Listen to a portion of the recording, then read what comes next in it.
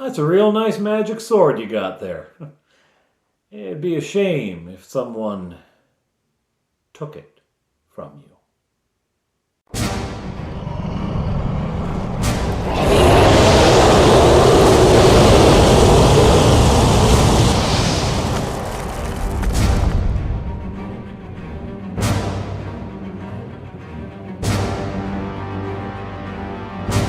Hello everyone, I'm Father Aaron. Welcome to the Dungeon Minister. So, we have left our party in Kilmarnock, having defeated the terrible trolls, and discovering the remains of the farmer, and bringing to his family those remains, and the treasure that the trolls had, some of which probably belonged to the farmer to begin with, and some of it was from their prior conquests. At any rate, the players decided to hand the treasure over just as a gesture to the family who's just lost their father and, he's been eaten and stuff like that. Now, instead of returning to Honeywood, which they could do either by waiting for the boat or by traveling over the road, they have decided they want to visit the Shire. Specifically, my middle guy, who plays Touchberry, the halfling, wants to visit his homeland. He wants to see where he came from, visit his parents, that kind of stuff. He had been wanting to do this anyway, but it came to a head when he and the other adventurers met a party of halflings in the Leathered Tankard pub, which is where they stay when they're in Kilmarnock, and they got to talking about, oh, do you know this family? Oh, do you know that family? Oh, yeah, is the old mill still in operation, or did it fall down yet? That kind of stuff. People in small towns, right? That's kind of what the Shire is, your classic small town.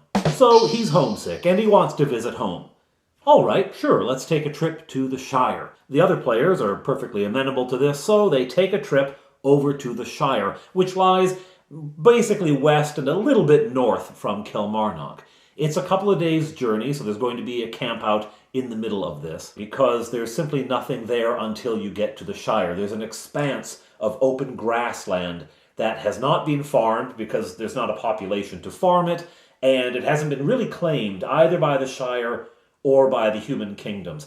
At the edges, at the borders, it's a little fuzzy where the human realm begins and where the halfling realm begins. The same is not true for the elves because, well, essentially there's a forest, right? And when you're in the forest, you're in the elven realm. When you're out of the forest, you are in the human realm around Honeywood. However, that space between Honeywood and Kilmarnock even, it's loosely held by humans, but there's no real strong presence between the northern villages of Kilmarnock, around Kilmarnock, and Honeywood itself. There's not a lot of humans in the area. And this can be seen, of course, in all the trouble that the lizard men are causing in that area. They're all over the place, right? They've come out of the marshes, and they're now causing havoc in the northern part of the villages around Kilmarnock. But they've always been a bit of a trouble in this area of the world. At the moment, however, the characters head west. Their first day of travel is utterly unremarkable because this is well trafficked. There are lots of villages here, farmers come and go, tradespeople come and go, merchants come and go, and in fact, there's a good deal of traffic between Kilmarnock and the Shire as halflings bring their goods to trade and go back with goods for the Shire. We do roleplay a couple of conversations with people they meet on the way. How are things going in the Shire? What's the news? That kind of stuff. They do find out that there has been trouble in this area. They find out that the lizard men have even made it into this western range, and they've been spotted prowling around, although not as bad nearly as to the east, where it's just south of the marshes. There has been a presence, and so even here, that can be felt. So they're kind of put on guard against that. On they travel.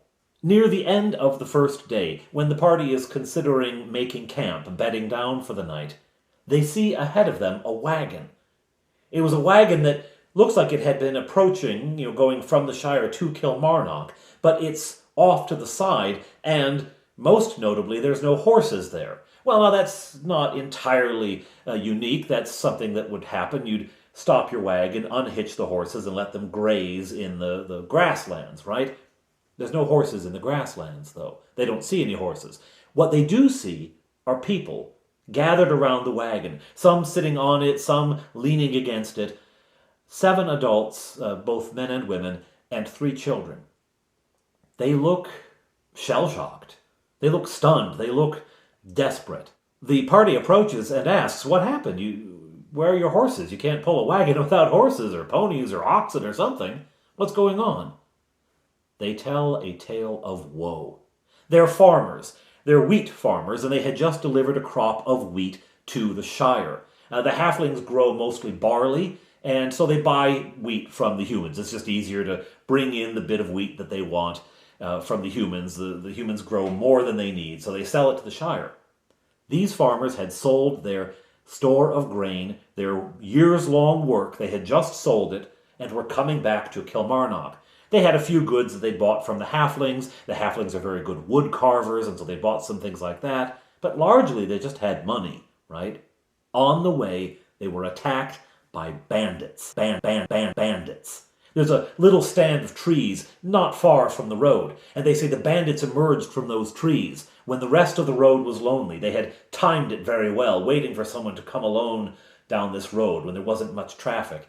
And they came out, surrounded the wagon, and they beat the men, and the men show, bruises and scars and things like that, and they took the money. They took the horses, they took a lot of the wood carving, anything that looked valuable. They made off with. They stole jewelry from the women, everything, right? The characters are incensed. How dare they, this close to Kilmarnock, this close to the Count's lands, to do these things in the shadow of Kilmarnock? It's awful. Just awful. They feel so bad for this group of people. And of course, they say, okay, we will stay with you tonight to protect you from any further harm, and if we can, we will help find the bandits that did this. We'll hunt them up if we can, and we'll get your money back if at all possible. And the people are very thankful. Thank you very much. Of course, yes, we'll share camp with you, because they feel, very threatened right now. They feel very vulnerable. My players, of course, set a watch. They always do this now. They always set a watch for the night. And so I asked them, what's the order of the watch? And they say, oh, this person, then that person, that person. I can't remember. No, I never can. I don't remember much of anything, to be honest. I find out the order of the watch. Fofire has the graveyard shift. She's in the middle of the night, right? So it comes to her shift, and I say, all right, well, what do you do during your shift? What are you going to do? Well, I'm going to sit by the fire because it's relatively cold out, right? That's good. As you're sitting there, one of the women from the group comes over. You'd seen her sort of shifting about and uneasy, tossing and turning. And she comes over and she sits down. She says, "Can I share the fire?" Of course, sit down. And she says, I'm just so scared. I mean, it was awful. I mean, these men just had such viciousness in their eyes. They were just so cruel, and I'm terrified. I'm afraid that something awful is going to happen. I can't sleep. I can't get those images out of my mind of their faces and the sound of their cruel laughter. And so Fofire is very sympathetic and listens to her tale of woe. They sit talking for a little while. And the more the woman talks, the more Fofire gets engrossed in this story. Oh, they did that. Oh, really? When suddenly she feels at her neck from behind the point of a blade. Someone has a dagger to her throat. A voice mutters in her ear, "Don't you move." It's the voice of one of the farmers. It's the voice of one of the men. The woman who's been talking to her at the fire quickly gets up and takes Fofire's weapons from her. These were not the victims of bandits. These are the bandits.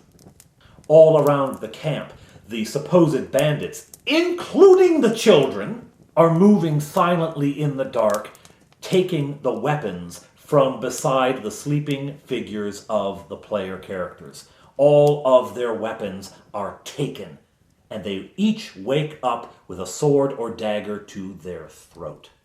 I ask, what are you going to do? At first, Touchberry thinks we should fight.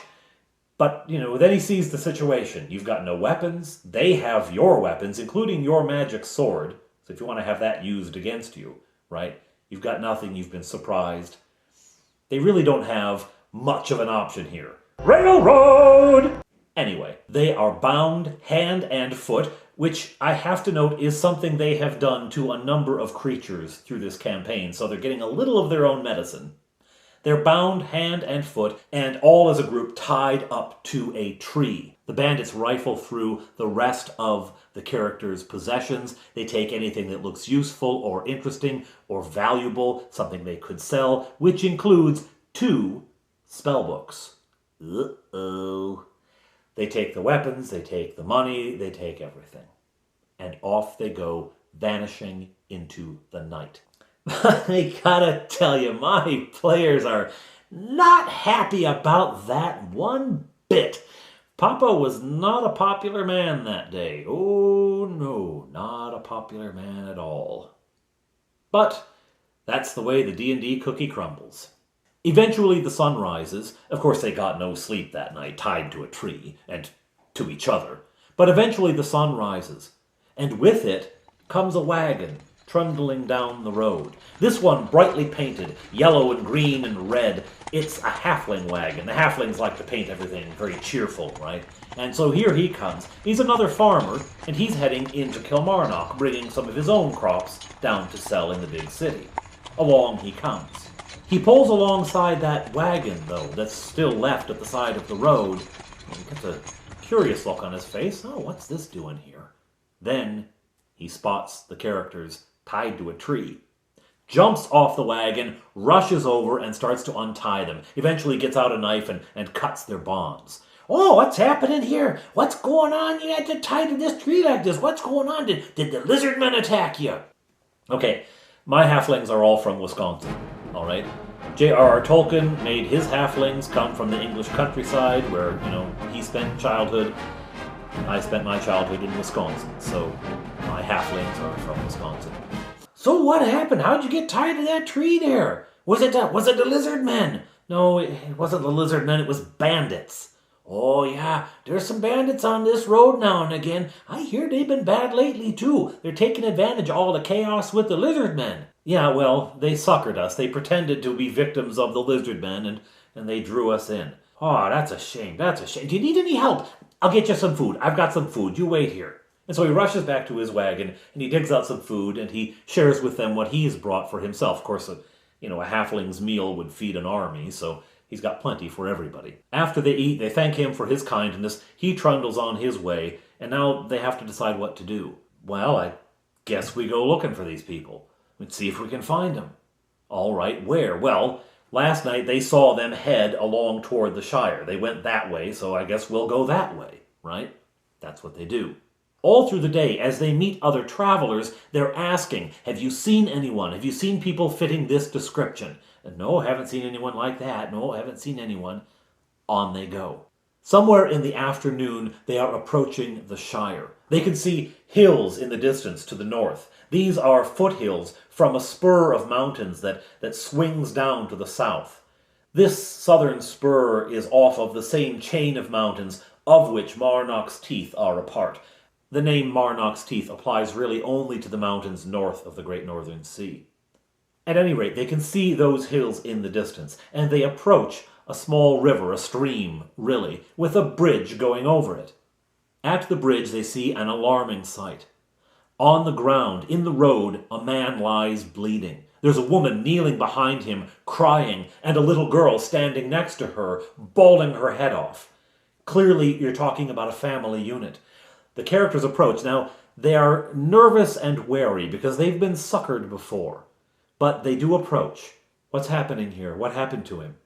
We were attacked. We were attacked by bandits. Bandits. Okay, you were attacked by bandits. We've heard this story before. What were they like? What did they look like? Well, the woman describes precisely the group of 7 adults and 3 children that they had encountered. She tells, in fact, that as she and her husband and daughter were coming out of the Shire, having sold their grain, sounds very familiar, having sold their grain, they came across a group of children crying on the bridge. They were crying, and they claimed, as the farmer and his family got closer, they claimed that they were lost, that their parents had been abducted by lizard men. And of course, the lizard man thing is going on, so this family believed them. And they got down off the wagon to see if they could help the children, and that's when, from under the bridge, the 7 adults appeared and attacked them. This sounds legit to the players. They say, okay, that's the same group. Now, they're still kind of leery because it sounded legit the last time too, right? But they decide they have to trust somebody. I mean, this guy is clearly badly wounded. I mean, the guys back there had shown them wounds, but they were, sort of superfluous. So these look pretty serious. This guy is clearly hurt. Probably not an act, okay? Well, which way did they go? We're looking for them too. Now, around this time, other travelers are coming by, so other people are coming to the aid of this family. But the party wants to know, where did they go? We want to find them. And she says, after they attacked us, they ran off that way. And she points sort of in the northern direction along the stream. Okay, that's where we're going.